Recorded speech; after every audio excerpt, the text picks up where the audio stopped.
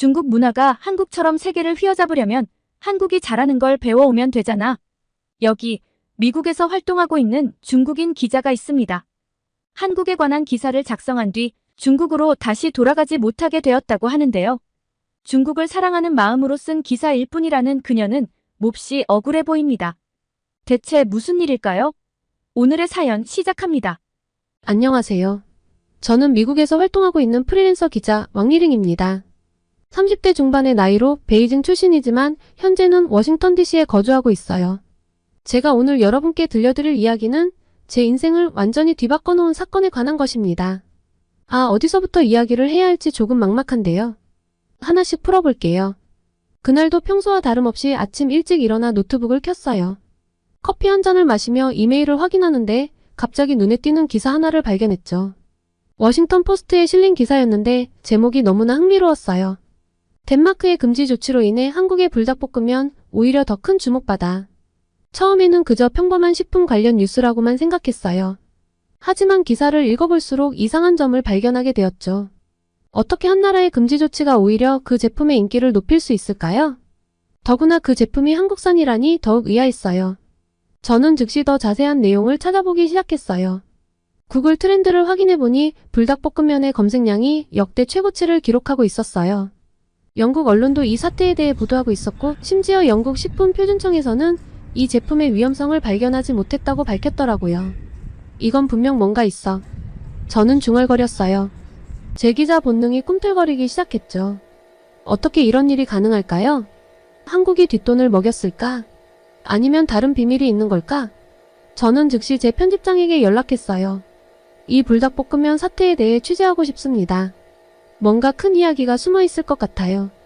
다행히 편집장도 이 주제에 관심을 보였고 저는 바로 취재를 시작했어요. 먼저 한국 식품회사에 연락을 취했지만 돌아오는 답변은 평범했어요. 우리는 단순히 좋은 제품을 만들었을 뿐입니다. 이런 답변으로는 도저히 납득이 되지 않았어요. 내가 중국인이라 비밀을 알려주기 싫어하는 눈치였죠. 하지만 이렇게 포기할 수는 없었습니다. 다음으로 덴마크 식품청에 문의했죠. 그들의 답변 또한 의아했어요. 우리는 단순히 규정에 따라 조치를 취했을 뿐입니다. 하지만 이 조치가 오히려 역효과를 낳고 있다는 사실을 그들도 인정했어요. 취재를 거듭할수록 이 사태가 단순한 우연이 아니라는 확신이 들었습니다. 한국의 마케팅 전략이 뭔가 특별한 게 분명했죠. 하지만 그게 정확히 무엇인지는 아직 파악하지 못했어요. 며칠 동안 잠도 제대로 못 자가며 취재에 몰두했습니다. 한국의 문화산업, 식품산업, 그리고 글로벌 마케팅 전략에 대해 공부했는데요. 그러던 중 우연히 하버드 비즈니스 스쿨의 웹사이트에서 한 칼럼을 발견했어요. 그 칼럼의 저자는 세계적으로 유명한 마케팅 전문가인 데이비드 드부아 박사였는데요. 그의 분석을 읽어내려가면서 저는 점점 더 놀라움으로 휩싸였습니다. 한국의 K브랜드 전략이 단순한 우연이 아니라 치밀한 계획과 독특한 문화적 특성의 결과라는 것을 알게 되었거든요. 이거야, 바로 이거야. 저는 흥분해서 소리쳤어요. 드디어 제가 찾던 퍼즐의 마지막 조각을 발견한 것 같았거든요. 하지만 동시에 가슴 한편으로는 묘한 감정이 일었어요. 왜 중국은 이런 전략을 세우지 못했을까? 우리도 충분히 할 수 있었을 텐데. 그런 생각이 들자 갑자기 우울해졌어요. 미국에 와서 요새 매일 느끼거든요. 중국의 이미지가 그다지 좋지 않다는 걸요. 같은 동양인인데 한국인들은 환대받고 중국인이라고 하면 색안경을 끼고 보는. 요새 미국 사회의 분위기가 영 마음에 들지 않는 요즘입니다. 그래도 저는 프로페셔널한 기자로서 이 사실을 객관적으로 보도해야 한다고 생각했어요. 한국의 전략이 놀랍고 대단하다는 것을 인정하면서도 동시에 중국도 이를 배워 더 발전할 수 있다는 메시지를 전하고 싶었죠. 무엇보다 제가 사랑하는 중국이 한국을 배워서 중국 문화의 우수함도 더 널리 세계로 뻗어나갔으면 하는 순수한 마음이었습니다. 기사를 쓰기 시작했어요. 한국의 K브랜드 성공 비결, 우연이 아닌 치밀한 전략이라는 제목으로요. 이 기사가 제 인생을 얼마나 크게 뒤흔들어 놓을지 그때는 전혀 몰랐지만요. 물론 기사를 쓰는 건 그리 쉽지 않았어요. 우선 저는 데이비드 드부아 박사의 분석을 접한 후 저는 그의 주장을 하나하나 검증해보기로 했어요.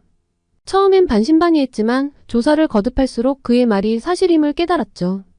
드부아 박사는 한국이 지난 20년간 문화 강국으로 부상했다고 말했어요. 한국의 음악, 영화, 드라마뿐만 아니라 현대 미술, 게임 산업, 심지어 뷰티 시장까지 모든 분야에서 한국이 눈부신 성과를 거두고 있다는 거예요. 처음엔 설마 라고 생각했어요. 하지만 실제 데이터를 찾아보니 정말 그랬어요. 특히 2030년까지 183억 2천만 달러 규모로 성장할 것으로 예상되는 뷰티 시장의 전망에 놀랐죠.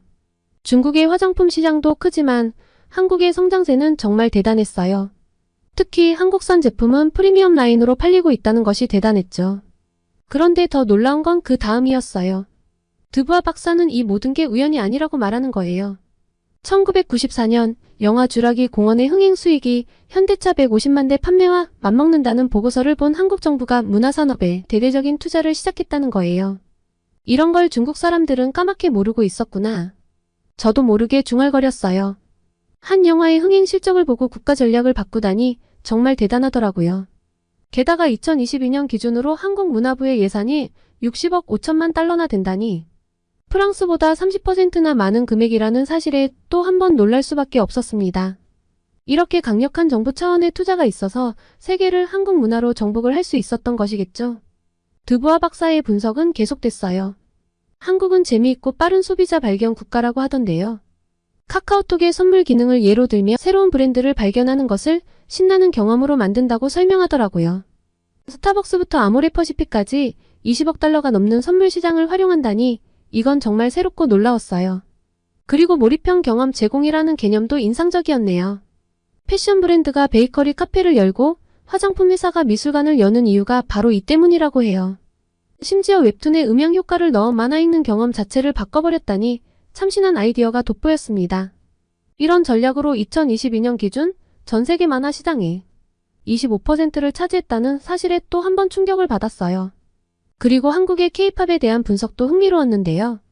청각적 요소인 음악에 촉각과 시각을 어필하는 퍼포먼스를 더해 브랜드 매력을 높인다는 거예요. 실제로 K-팝 검색의 이미지 비율이 일반 웹 검색보다 2배나 높다고 하더라고요. 이래서 명품 브랜드들이 K-팝 스타들과 계약하는 거였군요. 중국의 C팝도 결코 뒤처지지 않는 멋진 능력자들이 있는데 이런 전략이 없으니 세계로 나가지 못하는 것이 아닐까 싶었습니다. 여기에 한 몫을 더해 한국 기업들의 실험 정신까지 기여를 했더라고요. 서울이 전 세계에서 가장 많은 팝업 스토어가 있는 도시라는 사실도 처음 알았죠. 2022년에만 250개 이상의 팝업 스토어가 열렸다니 이를 통해 이렇게 빠르게 새로운 걸 시도하고 테스트하는 문화가 부럽기도 했어요. 중국은 이 정도는 아니거든요. 아무래도 대륙이 넓다 보니 뭔가 유행이 번지려면 시간이 오래 필요하기도 하고요. 마지막으로 콘텐츠 제작 능력. 맞아요. 이걸 한국이 잘하죠. 중국은 힘들어하고요. 삼성이 단편 영화를 만들고 편의점 브랜드가 드라마를 만든다니 이건 정말 충격이었어요. 시장은 반드시 스크린을 통해 보여줘야 한다는 전략은 너무나 혁신적이어서 반드시 중국이 한국에서 배워야 하지 않을까 싶었어요. 이 모든 걸 알게 되면서 저는 점점 더 한국의 전략에 감탄하게 됐어요. 동시에 질투심도 생겼죠. 왜 우리 중국은 이런 전략을 쓰지 못했을까? 하는 생각이 자꾸 들었어요. 하지만 한편으로는 이런 한국의 전략을 배우면 중국도 더 발전할 수 있지 않을까 하는 희망도 생겼죠. 제가 좀 긍정적이죠? 다 생각하기 나름이니까요. 드부아 박사가 제시한 4가지 질문인 브랜드를 눈에 띄게 만드는 방법, 몰입감 제공, 새로운 실험, 미디어 자산 활용까지 모든 게 중국 기업들에게도 적용될 수 있을 것 같았거든요. 한국이 있는데 중국이 못할 리 없잖아요. 이 모든 내용을 정리하면서 저는 한국의 성공이 결코 우연이 아니었다는 걸 깨달았어요. 한국인들의 빠른 도전 정신, 새로운 것을 받아들이는 속도, 독창성까지 모든 것이 어우러져 한국을 글로벌 무대의 강자로 만든 거죠. 이제 이 내용을 어떻게 기사화할지 고민이었습니다. 한국의 전략을 객관적으로 소개하면서도 중국 독자들에게 자극이 되는 글을 쓰고 싶었거든요. 이건 단순한 기사가 아니라 우리 중국의 미래를 위한 제안이 될 수 있을 것 같다는 생각으로 얼마나 두근거렸는지 몰라요. 기사를 발행하고 나서 저는 긴장된 마음으로 반응을 기다렸죠. 심장이 터질 것 같았어요. 중국의 문화도 한국처럼 세계적으로 인정받았으면 하는 바람으로 썼지만 독자들이 내 생각을 잘 이해해줄지 기대가 되는 한편 걱정도 되었거든요. 처음 몇 시간은 조용했어요. 그런데 갑자기 제 SNS 계정으로 알림이 쏟아지기 시작했죠. 처음엔 단순한 관심인 줄 알았는데 댓글을 보고 깜짝 놀랐어요. 왕리링 너 매국노야? 한국 돈에 넘어간 거냐? 우리나라를 모욕하는 기사를 어떻게 쓸 수 있어? 온통 비난 일색이었어요. 제가 의도했던 바와는 전혀 다르게 받아들여진 것 같았죠. 일부 독자들은 제 기사를 자세히 읽지도 않은 채 무조건적으로 비난하고 있었어요. 잠깐만요, 여러분. 제 의도는 그게 아니에요. 우리도 배울 점이 있다는 걸 말하고 싶었을 뿐이에요. 해명 댓글을 달았지만 상황은 더 악화됐어요. 배울 게 뭐가 있어? 우리 문화가 최고야. 한국은 중국이 없었으면 제대로 발전할 수도 없는 나라였다고. 그런데 한국을 배우라고 해? 너는 매국노야. 제 마음을 후벼파는 댓글들이 계속 달렸어요. 댓글이 달리는 알람 소리가 쉼없이 울려 우선 휴대폰을 무음으로 바꿔놓았습니다. 심장이 벌렁거려서 숨을 제대로 쉴 수도 없었죠. 문제는 이 사태가 점점 더 심각해졌다는 것입니다. 누군가 제 개인정보를 SNS에 올리기 시작한 거예요. 저의 집 주소, 전화번호, 심지어 가족 사진까지 대체 어떻게 알고 이렇게 다 퍼뜨리는 건지 당황스럽기 그지없었어요. 제 의사와 상관없이 순식간에 제 사생활이 만천하에 공개됐죠. 전화벨이 쉴 새 없이 울렸어요. 모르는 번호에서 걸려오는 전화들은 엄청난 공포였습니다. 혹시나 해서 전화를 받아보면 욕설과 협박이 이어졌죠. 너 같은 배신자는 중국에 발도 들이지 마. 미국에 산다며? 미국 음식을 먹고 뇌가 어떻게 되어버린 거냐? 이메일함도 마찬가지였어요. 수백 통의 증오 메일이 쏟아졌죠. 심지어 제가 일하는 언론사로 항의 전화가 빗발쳤어요. 편집장님께서 저를 호출하셨죠. 리링, 상황이 심각해. 당분간 휴가를 가는 게 어떻겠어? 그 말씀에 눈물이 났어요. 제가 잘못한 게 뭘까요? 단지 우리나라의 발전을 위해 쓴 기사였을 뿐인데 왜 제 순수한 애국심을 아무도 몰라줄까요? 집에 돌아와 인터넷을 보니 제 이름이 실시간 검색어에 올라 있더라고요. 매국노 왕리링이라는 해시태그가 트렌드였어요. 유명 연예인들까지 나서서 저를 비난하고 있었죠. 틱톡의 인플루언서들도 저를 원색적으로 비난하고 있었어요. 어떻게 이럴 수 있을까 한숨이 절로 나왔습니다. 제가 알던 중국 사람들이 맞나 싶었어요. 이성적인 토론은 찾아볼 수 없고 오직 감정적인 반응만 가득했죠. 며칠 동안 집 밖으로 나가지 못했어요. 창문을 열 때마다 누군가 지켜보고 있는 것 같은 환각에 시달렸습니다. 저와 굉장히 친했던 중국인 친구들에게 연락했지만 그들도 다른 사람들과 다를 바가 없었습니다. 대부분 네가 잘못했어라고 하더라고요. 그때 문득 드는 생각이 있었어요. 이게 바로 우리나라의 문제인가? 타국의 장점을 인정하고 배우려는 자세는 찾아볼 수 없고 무조건적인 애국심만 강요하는 분위기. 이래서 우리가 발전하지 못하는 건 아닐까? 점점 중국 사회에 대한 회의감이 들기 시작했어요. 제가 사랑하는 조국이었지만 이런 모습은 정말 실망스러웠죠. 비판적 사고나 건설적인 토론은 찾아볼 수 없고 오직 맹목적인 애국심만 강요하는 것 같았어요. 그러던 어느 날 한 통의 메일을 받았습니다. 익명의 독자였는데 당신 기사에 완전히 동의합니다. 우리도 변해야 해요.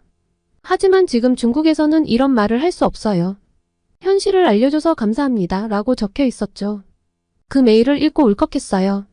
제 의도를 정확히 이해해준 사람이 있다는 사실에 위로를 받았죠. 동시에 더 큰 책임감도 느꼈어요. 나 같은 사람이 목소리를 내야 해. 그래야 우리나라가 더 나아질 수 있어. 하지만 현실은 녹록지 않았어요. 이미 찍힌 매국노라는 낙인을 어떻게 지워야 할지, 앞으로 어떻게 살아가야 할지 모든 게 막막하기만 했습니다. 우선 저는 편집장님의 말대로 이메일도 SNS 계정도 보지 말고 우선 휴가를 떠나기로 했어요. 휴가지는 바로 한국이었습니다.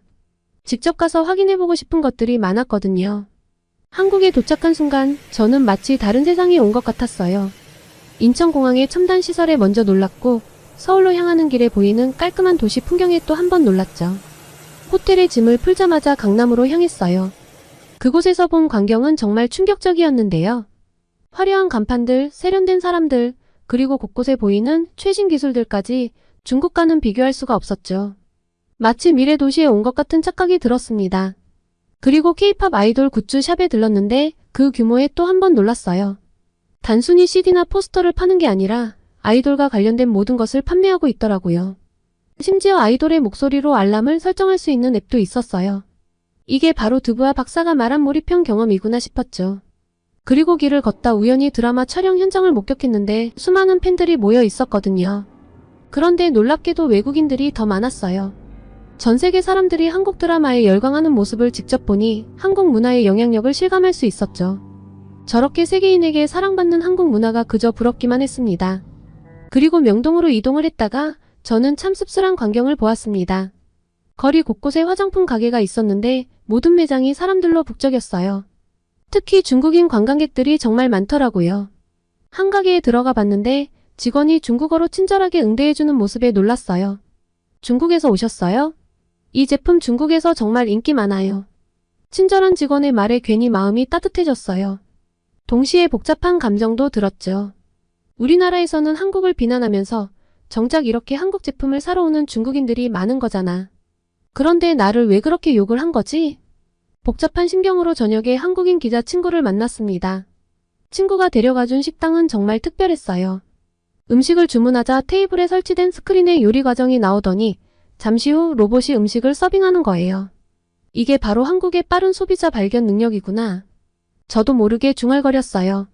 뭐라고? 무슨 소리야? 친구가 묻더군요. 아니, 그냥 한국은 정말 빠르게 변화하는 것 같아서. 친구는 웃으며 대답했어요. 맞아. 나도 한국인이지만 한국이 좀 빠르기는 해. 나도 가끔은 그 속도를 따라가기 힘들 때가 있어. 바로 그 빠른 속도가 급변하는 세계 문화를 주도하는 힘 아닐까? 라는 말이 혀끝까지 나왔는데 다시 삼켰습니다. 이게 중국인으로서 제 마지막 자존심이랄까요? 그리고 저는 이 한국 기자 친구 덕분에 조금 더 한국 문화를 구체적으로 살펴볼 수 있었습니다. 방문해보면 좋을 곳들도 추천해줬죠. 친구의 추천대로 다음날 유명 엔터테인먼트 회사의 전시관에 갔어요. 그곳에서 K-팝 아이돌의 트레이닝 과정을 볼 수 있었는데 정말 놀라웠어요. 춤 노래는 물론이고 외국어 매너 교육까지 웬만한 학교보다 더 대단했습니다. 이렇게 체계적으로 스타를 만들어내는구나 싶었죠. 그런데 웃긴 게 뭔 줄 아세요? 저는 미국에서보다 더 많은 중국인들을 한국에서 만났거든요. 제가 일부러 찾아다닌 게 아니라 거리를 걷다 보면 곳곳에서 중국인 관광객들을 볼 수 있었어요. 그들의 대화를 엿듣다 보면 재미있는 점을 발견할 수 있었죠. 야, 이거 정말 비싸다. 한국 물건이 다 그렇지 뭐. 그래도 사야지. 중국 가면 이 정도의 품질은 못 구해. 한국 거는 비싼 값을 하잖아. 겉으로는 불평하면서도 결국 지갑을 여는 모습에 절로 실소가 나왔습니다. 그들의 모습에서 억눌린 욕망을 볼 수 있었죠. 한국 문화를 좋아하면서도 그걸 솔직히 표현하지 못하는 뒤틀린 마음이요. 제게 쏟아진 엄청난 댓글 세례가 이런 마음을 기반으로 했겠죠? 한국에서의 휴가를 마치며 저는 깊은 고민에 빠졌어요. 한국의 성공을 직접 목격하니 우리나라의 현실이 더욱 안타깝게 느껴졌거든요. 하지만 동시에 희망도 보였어요. 우리도 노력하면 이렇게 될 수 있지 않을까? 미국으로 돌아가는 비행기에 오르며 생각했어요. 이 경험을 어떻게 중국 사람들에게 전할 수 있을까? 어떻게 하면 그들의 마음을 열 수 있을까? 미국으로 가는 내내 한숨도 자지 못하고 생각해봤지만 뾰족한 수가 없었습니다. 그리고 제겐 또 하나의 문제가 남아 있었어요. 바로 언론사와의 계약이 끝나갈 시점이었거든요. 중국으로 돌아가야 할 시기가 다가오고 있었지만 마음은 복잡하기만 했죠. 아버지와의 영상통화에서 이 고민을 털어놓았어요. 아버지, 제가 중국으로 돌아가도 괜찮을지 모르겠어요. 아버지의 표정이 굳어졌어요. 오랜 공산당원인 아버지의 애국심은 누구보다 강했죠. 리링, 무슨 소리니? 내 나라야. 당연히 돌아와야지. 잘못된 건 해명하고 용서를 구하면 된다. 하지만 아버지, 제가 본 것들을 어떻게 말해야 할지 모르겠어요. 잘못된 건 없었어요. 한국의 성공 전략을 배워야 한다고 생각했을 뿐이에요. 중국을 위해서요. 그런데 그걸 말하면 또 매국노 취급을 받을 것 같아요. 아버지는 한숨을 쉬셨어요. 내 마음은 이해한다.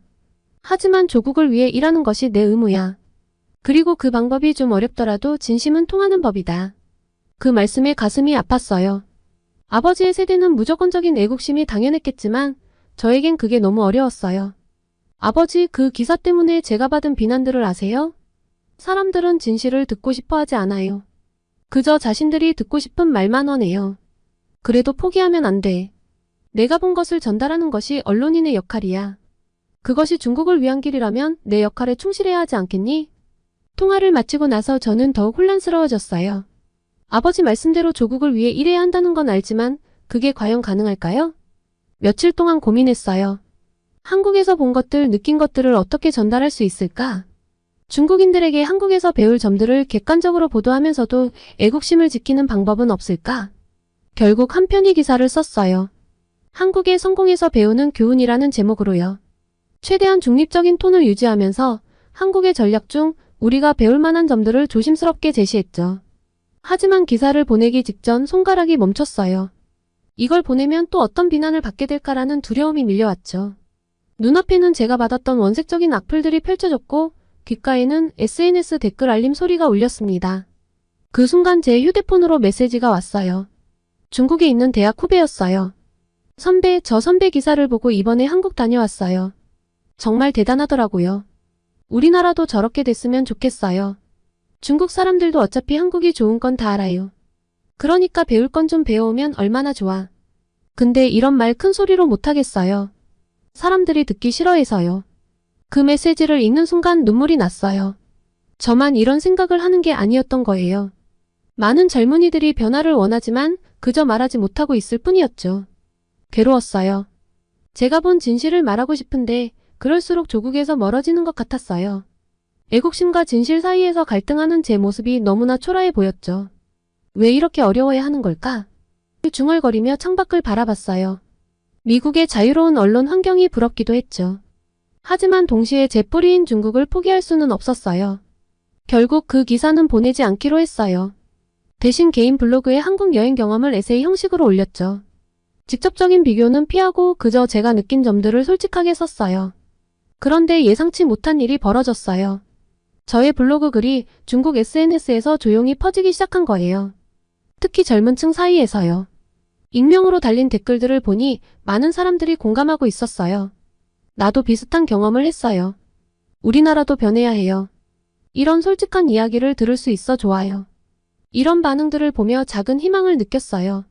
어쩌면 이렇게 조금씩 변화를 만들어갈 수 있지 않을까? 하지만 동시에 두려움도 컸어요. 이 글이 더 퍼지면 또다시 비난의 대상이 될 수도 있겠죠. 중국으로 돌아간다면 어떤 일이 벌어질지 상상도 할 수 없었어요. 조국을 사랑하지만 그 사랑을 표현하는 방식이 이렇게 어려울 줄은 몰랐습니다. 진실을 말하는 것이 애국이라고 생각했는데 현실은 그렇지 않았어요. 아버지 죄송해요. 제가 생각한 애국이 아버지의 애국과는 다른가 봐요. 혼잣말로 중얼거리며 저는 앞으로의 길을 고민했습니다. 중국으로 돌아가 싸울 것인가 아니면 이곳에 남아 밖에서 영향을 미칠 것인가? 쉽게 답을 내릴 수 없는 무거운 질문이었습니다. 결국 저는 중국으로 돌아가지 않기로 결심했어요. 가슴 아픈 선택이었지만 제가 할 수 있는 최선의 결정이라고 믿었죠.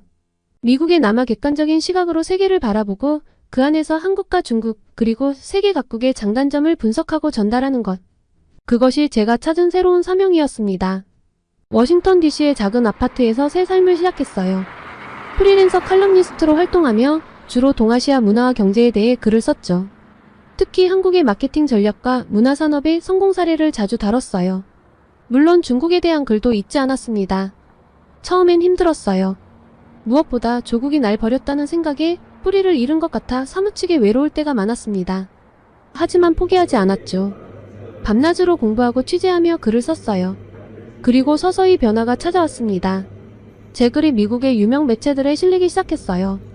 동아시아 전문가 왕리링의 날카로운 통찰이란 평가와 함께요. 특히 한국의 성공 전략을 분석한 칼럼 시리즈가 큰 호응을 얻었죠. 한국의 성공은 우연이 아닙니다. 그들의 치밀한 전략과 빠른 실행력, 그리고 글로벌 트렌드를 읽는 능력이 만들어낸 결과죠. 이는 비단 한국만의 이야기가 아닙니다. 다른 나라들도 이를 배울 수 있고 또 배워야 합니다. 이런 내용의 글들이 세계 각국의 독자들에게 읽히며 저는 점점 더 유명해졌어요. 칼럼니스트로서의 제 꿈이 현실이 되어가는 순간이었죠. 하지만 기쁨 한편에 서글픔도 컸어요.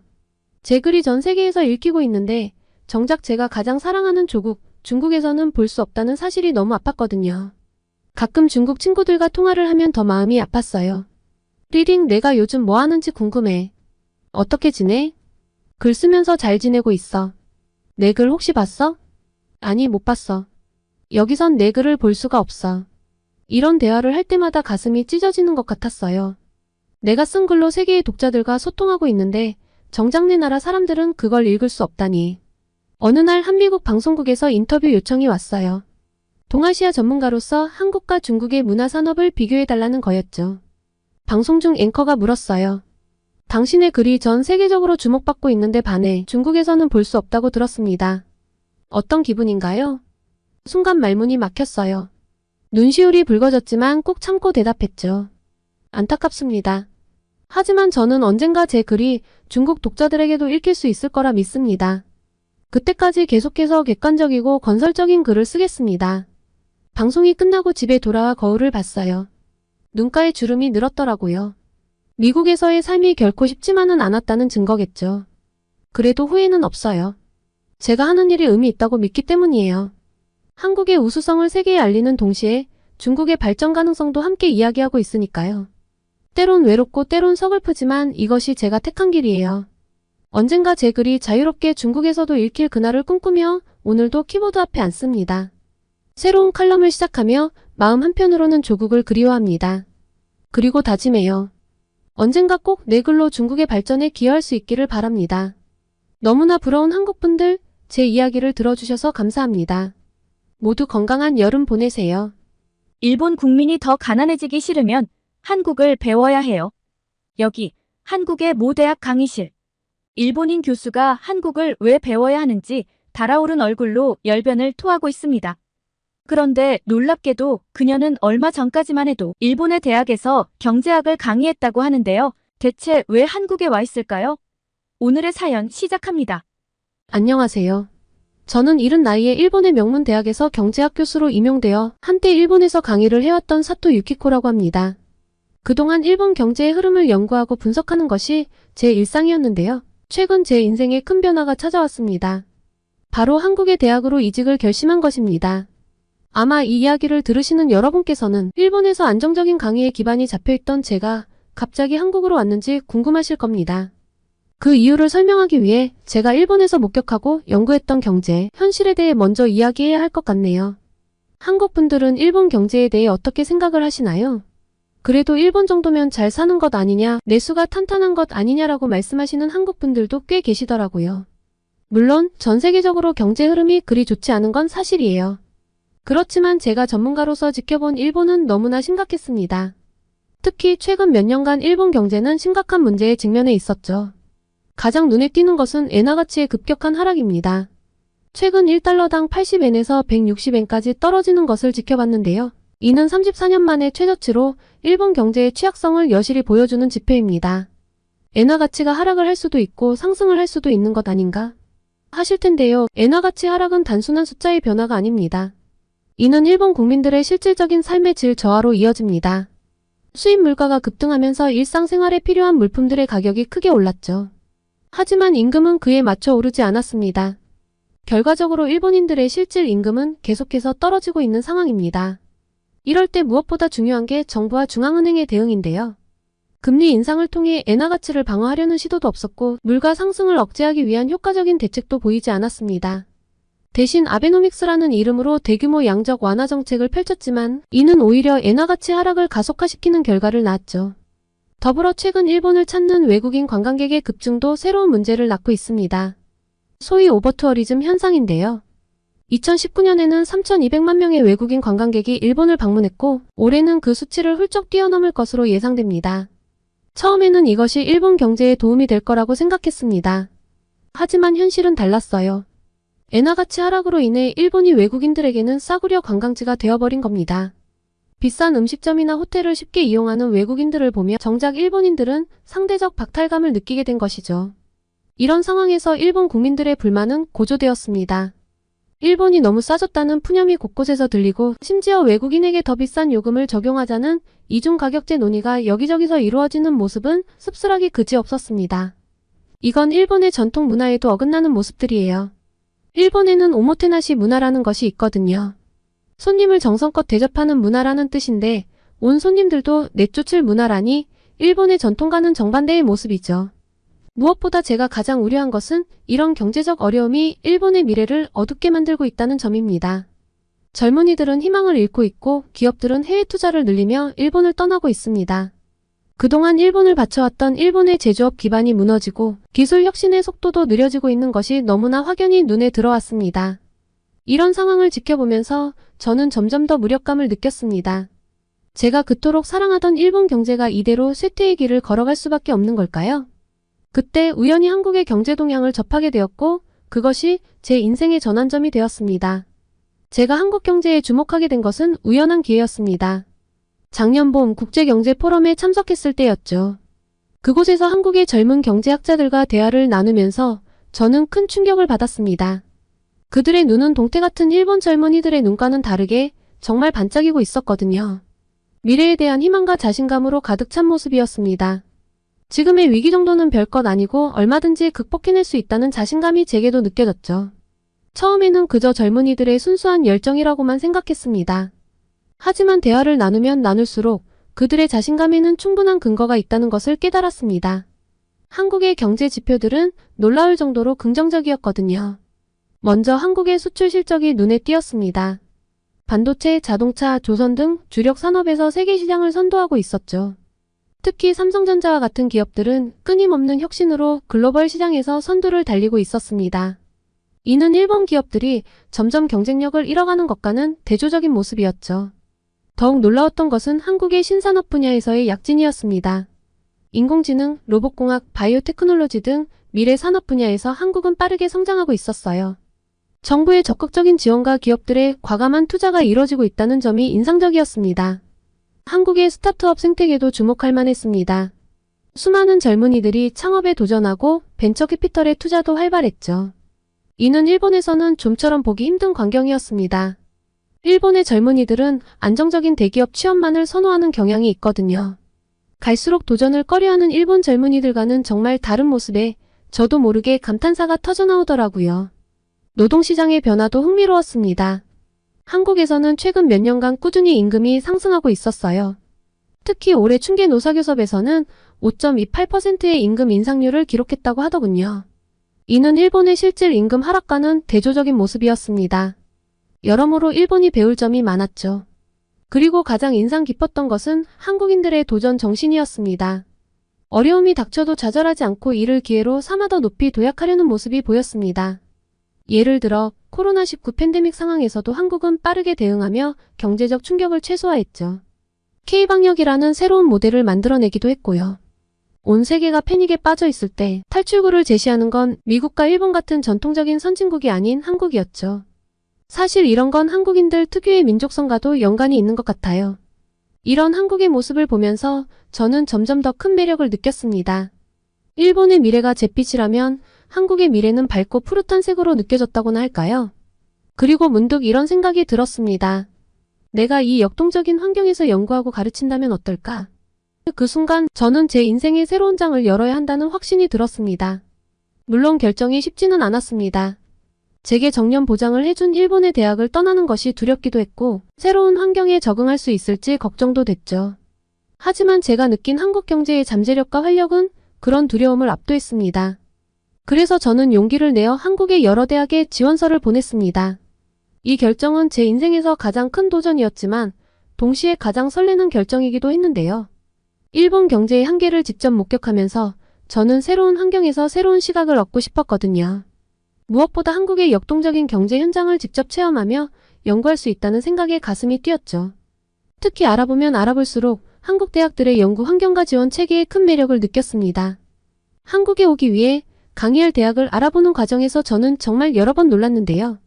최첨단 연구시설, 풍부한 연구비 지원, 그리고 산학협력의 활발한 분위기까지 이 모든 것이 연구자로서의 저를 자극했습니다. 특히 4차 산업혁명 관련 분야에 대한 한국 대학들의 투자와 열정은 정말 인상적이었어요. 더불어 한국 학생들의 열정과 도전 정신도 저를 사로잡았습니다. 그들의 눈빛에서 미래에 대한 희망과 자신감이 느껴졌거든요. 이런 학생들과 함께 연구하고 토론할 수 있다는 생각에 저도 모르게 설렘이 피어올랐습니다. 물론 망설임도 있었어요. 새로운 환경과 낯선 언어는 제가 잘 적응할 수 있을까 하는 걱정도 들었죠. 하지만 제가 느낀 한국 경제의 잠재력과 활력은 그런 두려움을 압도했습니다. 그리고 정말 운 좋게도 저는 서울의 한 대학에서 강의를 할 곳을 구할 수 있었습니다. 기쁜 마음으로 일본 생활을 정리하는 과정에서 일본의 동료들, 학생들이 굉장히 아쉬워했는데요. 그들의 손을 붙잡고 약속한 것이 있습니다. 한국의 좋은 점들을 잘 배워와서 일본에 알려주겠다고요. 몇몇 냉소적인 사람들은 미국이나 영국도 아니고 한국에서 뭘 배우겠냐고 비아냥거리기도 했지만 흘려넘겼습니다. 제겐 큰 꿈이 있거든요. 한국이 이렇게 빠르게 고도 성장을 이뤄내고 또 급변하는 세계 정세에 대응하며 성장하는 모습에는 그 이유가 있다고 생각합니다. 한국의 빠른 의사결정 체계, 혁신을 장려하는 기업 문화, 그리고 위기를 기회로 바꾸는 유연한 사고방식까지 배울 것들이 너무나 많죠. 그리고 전 이 모든 것이 일본 경제에도 큰 도움이 될 수 있을 거라고 믿습니다. 더불어 한일 양국의 경제 협력을 위해 제가 할 수 있는 역할도 찾고 싶습니다. 양국은 서로의 장점을 배우고 단점을 보완할 수 있는 최적의 파트너라고 생각합니다. 일본의 높은 기술력과 한국의 빠른 상용화 능력이 만난다면 우리는 세계 경제를 선도할 수 있을 것이니까요. 한국에서의 새로운 삶이 시작된 지 어느덧 6개월이 지났는데요. 이 짧은 기간 동안 저는 정말 많은 것을 보고 듣고 느꼈습니다. 그리고 더욱 확신하게 되었습니다. 한국 경제의 잠재력은 제가 생각했던 것보다 훨씬 더 크다는 것을요. 먼저 한국 기업들의 혁신 속도에 놀랐습니다. 새로운 기술을 개발하고 상용화하는 속도가 믿기 힘들 정도로 빠릅니다. 예를 들어 제가 관심 있게 지켜본 배터리 기술 분야에서는 한국 기업들이 세계를 선도하고 있었어요. 이는 미래 모빌리티 산업의 핵심이 될 것입니다. 또한 한국의 스타트업 생태계의 활력도 인상적이었습니다. 젊은이들이 두려움 없이 새로운 아이디어를 비즈니스로 연결시키는 모습을 보며 저는 일본의 젊은이들에게도 이런 도전 정신이 필요하다고 생각했습니다. 한국 정부의 미래 산업 육성 정책도 주목할 만합니다. 인공지능, 빅데이터, 로봇공학 등 4차 산업혁명 핵심 분야에 대한 과감한 투자와 규제 완화는 한국이 미래 산업의 주도권을 잡는 데 큰 역할을 할 것입니다. 물론 한국 경제에도 과제가 있습니다. 고령화, 청년 실업, 중소기업과 대기업 간의 격차 등은 여전히 해결해야 할 문제들이죠. 하지만 중요한 것은 이러한 문제들을 직시하고 해결하려는 의지가 사회 전반에 퍼져 있다는 점입니다. 문제를 회피하지 않고 정면 돌파하고 다 함께 의견을 내는 모습이 전 오히려 건강하고 좋아 보였습니다. 이런 한국의 모습을 보며 저는 아시아 경제의 미래에 대해 낙관적인 전망을 갖게 되었습니다. 특히 한국과 일본이 서로의 장점을 결합한다면 우리는 세계 경제를 선도할 수 있을 것입니다. 일본의 장인 정신과 기초과학기술력, 한국의 빠른 상용화 능력과 도전 정신이 만난다면 어떤 시너지가 날지 상상해보세요. 정말 멋지지 않나요? 그래서 저는 앞으로 한일 경제 협력을 위한 가교 역할을 하고 싶습니다. 양국의 기업들이 서로의 장점을 배우고 협력할 수 있는 플랫폼을 만들고 학생들의 교류를 활성화하는 프로그램도 기획 중입니다. 이를 통해 양국이 서로를 더 이해하고 함께 성장할 수 있기를 기대하고 있죠. 더 나아가 저는 한국과 일본이 함께 아시아 경제의 새로운 모델을 제시할 수 있다고 믿습니다. 또 한일 협력이 다른 아시아 국가들에게도 좋은 본보기가 되어 전체 아시아 경제의 발전으로 이어질 수 있을 것이라 기대하고요. 제가 한국행을 결심했을 때 주변에서는 걱정의 목소리가 많았습니다. 하지만 지금 저는 그 결정이 제 인생 최고의 선택이었다고 자신 있게 말할 수 있습니다. 한국에서의 생활이 하루하루 지나갈 때마다 이 생각은 더 단단해져 가네요. 한국에서의 경험은 제 시야를 넓혀주었고 경제학자로서의 저에게 새로운 영감을 주었습니다. 앞으로도 저는 한국 경제의 잠재력을 세계에 알리는 데 힘쓰고 이와 동시에 일본 경제의 재도약을 위해 한국에서 배운 점들을 적극적으로 공유해 보려고 합니다. 우리가 서로 배우고 협력한다면 한국과 일본은 함께 더 밝은 미래를 만들어갈 수 있지 않을까요? 제 개인의 성장 그 이상을 만들어낼 한국에서의 생활을 마음껏 즐기며 또 소식을 전하도록 하겠습니다. 한국분들 모두 더운 날씨에 건강 조심하시고 모두 행복한 하루 보내세요.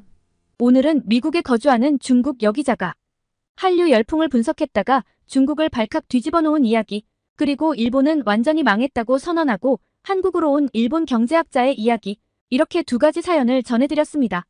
오늘의 사연이 마음에 드셨다면 구독과 좋아요를 눌러주세요. 여러분의 구독과 좋아요는 계속해서 좋은 사연을 소개할 수 있는 힘이 됩니다. 이상 감동저장소였습니다.